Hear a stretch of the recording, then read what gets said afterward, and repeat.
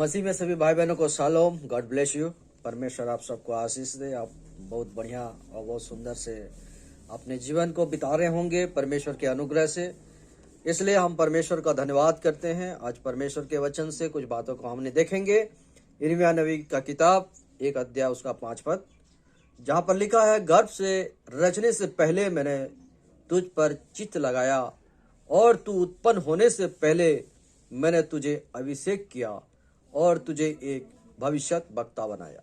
परमेश्वर इस पढ़े गए वचन पर बहुतायत से आशीष दे और इसको समझने के लिए परमेश्वर हमको बुद्धि ज्ञान प्रदान करे। परमेश्वर इस वचन के जरिए हमें यह बताना चाहता है कि हम कुछ भी नहीं है। अगर हम कुछ हैं तो यह सब प्रभु का अनुग्रह से हुआ है।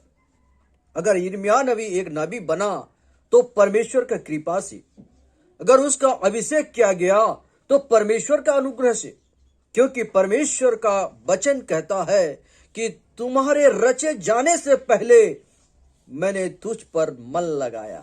Hallelujah, praise the Lord. परमेश्वर की महिमा हो कि हमारे रचे जाने से पहले परमेश्वर हम पर क्या करता है, मन लगाता है।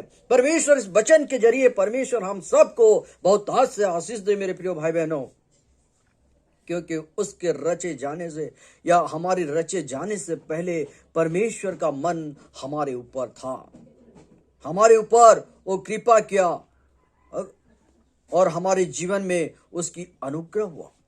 इसलिए वचन कहता है, तुम्हारे रचे जाने से पहले मैंने तुझ पर मन लगाया और उत्पन्न होने से पहले मैंने आपको अभिषेक किया और तुम्हें एक नबी बनाया।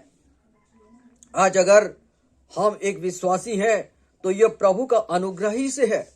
अगर आप एक पास्टर हैं तो यह प्रभु का अनुग्रह से हुआ है। आज जो आप और मैं उद्धार पाए हुए हैं तो यह भी परमेश्वर की इच्छा से हुआ है।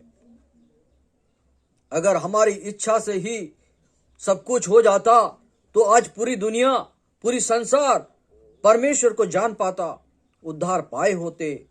लेकिन यह हमारे बस की बात नहीं है। सब कुछ परमेश्वर की अनुग्रह से, सब कुछ प्रभु के दया से होता है मेरे प्रिय भाई बहनों।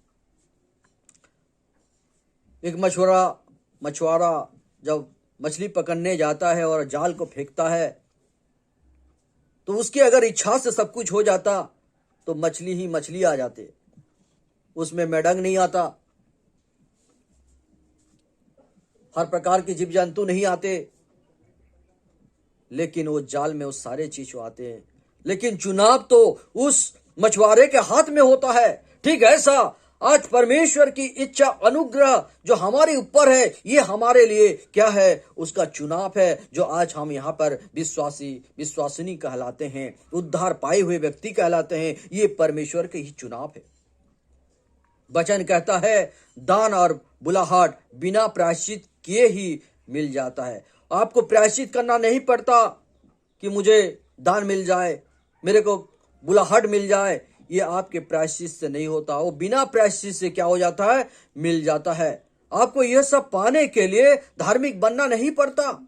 यह सब परमेश्वर आपको अनुग्रह से देता है कि आप एक सरल विश्वासी बनकर रहेंगे या एक पास्टर प्रचारक बनकर रहेंगे। यह सब कुछ पूर्व निर्धारित योजना है। ये सारे बातें पूर्व निर्धारित योजना है जो परमेश्वर के हाथ में है,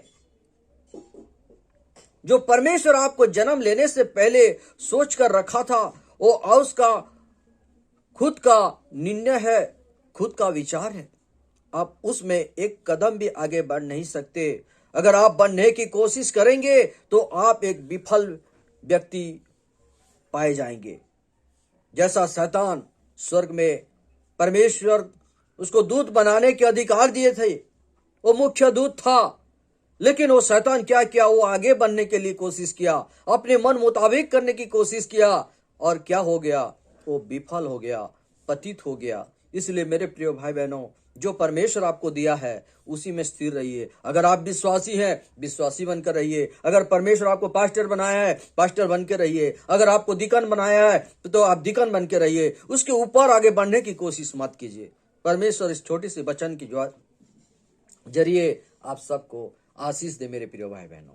गॉड ब्लेस यू। अगर इस वचन को आपको पसंद आया तो आप जरूर मीठी मीठी कमेंट करें और इस चैनल पर आप हर समय इस बातों को, वचन को सुनते रहिए। परमेश्वर आप सबको आशीष दे। God bless you.